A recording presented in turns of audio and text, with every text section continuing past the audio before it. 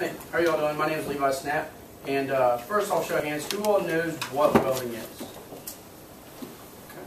Good bit of this, that's good. Who all has welded? Alright, more than I expected, that's good too. Awesome. Well, today I'm kind of going to be explaining and demonstrating, showing, talking about the safety of welding, because a lot of people aren't really positive what all goes into welding and what kind of jobs are come from welding or are involved, have welding involved in them. But with welding, there's a lot of different processes that go through. Cutting, lots of heat and things like that make the job really dangerous. So what I'm going to be telling you all today is basically how to be safe while you're welding, because which kind of brings me to my title, which is you better be safe. But if you're not being safe, you're being stupid, because you can get really hurt when you're welding. So it's important to be safe and follow out the right safety procedures. Welding, for those of you who don't know, is basically the fusing together of two pieces of metal to make them serve as one piece. So basically what you're doing is you're putting those two pieces of metal together and you're melting them, and when they're melting, they're forming down into one piece of metal. So the hazards that go in with welding, because there's so many different types of welding and so many areas of welding, you can be at really high elevations, working in really dangerous spaces, really tight corners. If you're claustrophobic, welding might not be a really good spot for you, because there's a lot of really tight spaces that you have to get into to weld. Also, like I said, at really high, really dangerous heights.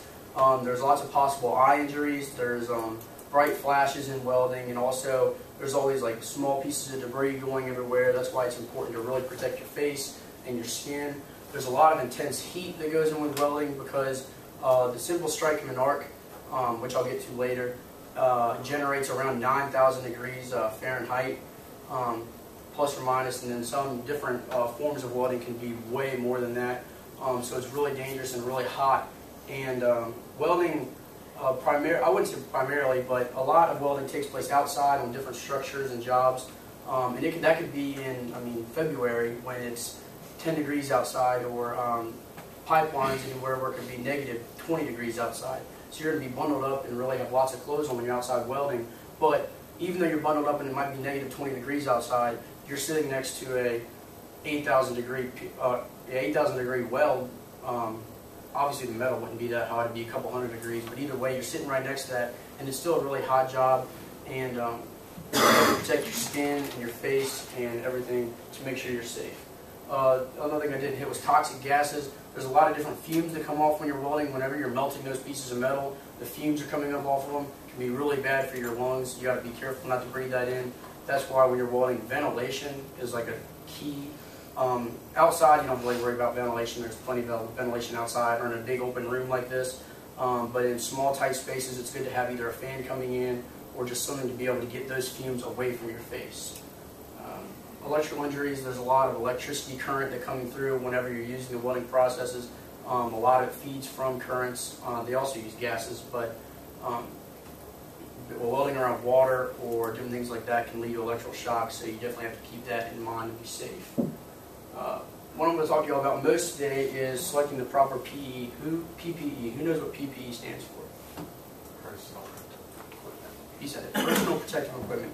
Alright, so what I'm going to do now is I've got a box here, and I'm going to get my lovely volunteer Daniel Black to come up here and join me this morning. And he's going to demonstrate to you all the proper way to be safe on the welding job. So what we're going to start off with is sometimes in different locations, thanks to our friends at Air Gas, they all made borrow a helmet to demonstrate to y'all this morning. There's a lot it takes place on a lot of construction sites. So in a lot of production areas, they'll make you wear a hard hat. So Daniel's going to put that on.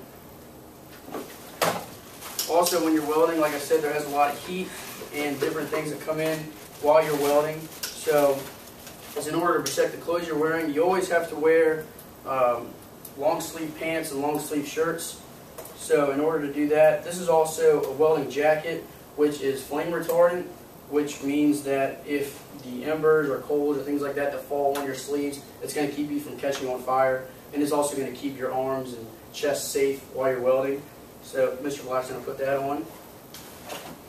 Eye protection, like I told you, you also have to protect your eyes, because there's different small pieces of debris flying everywhere. You have to be careful while you're welding. So obviously you only have two eyes, so you might as well take care of those.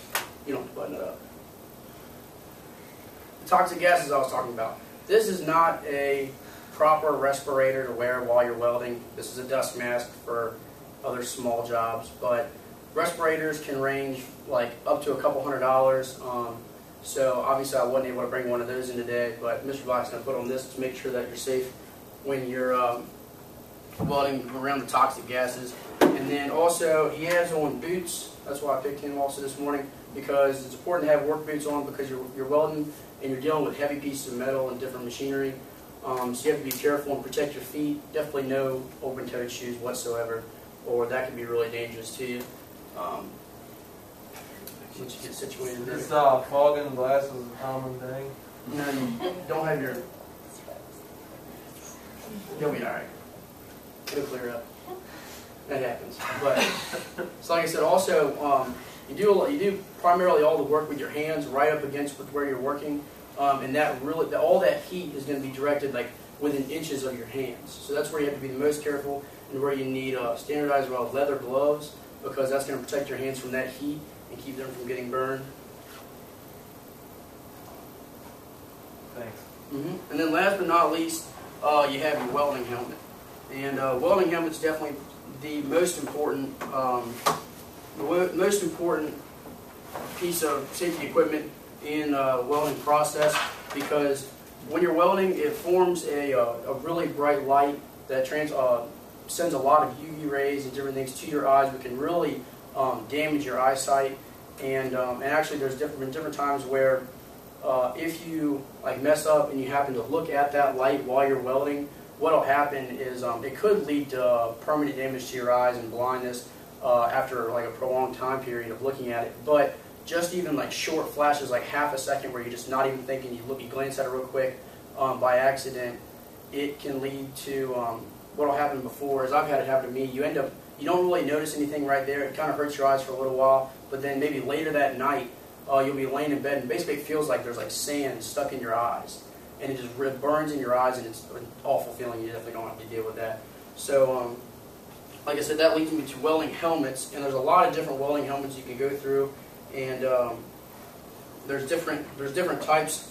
Mostly it's just because we've kind of over time more technology has came about that's been able to increase the I guess I would say like the convenience of welding. And I'm going to pass these back because let's see, I guess I'll just describe the helmet first. In here you have what's called like your welding lens. You have your clear lens that enables you to be able to see through it, but in order to protect your eyes from the harmful rays that are coming from the weld, you need what's called a welding lens. They have different forms. It's basically hardened metal and glass mixed together to block out a lot of those UV rays. And they come in different shades for different brightnesses of welding that you're going to be doing, because different forms of metalworking put off different amounts of light. And with those different amounts of light, some produce obviously way more light than others, so you don't need as strong of a lens. Whenever you're doing probably like most welding, you need, it goes from around a 5 to about a 14 shade lens. And so what I'm going to do, I'm going to pass out these real quick to kind of give you an idea of what it's like. Because when you're looking through these at first, it's really, really dark, so you can't see through because you want to protect your eyes. And then what happens, whenever you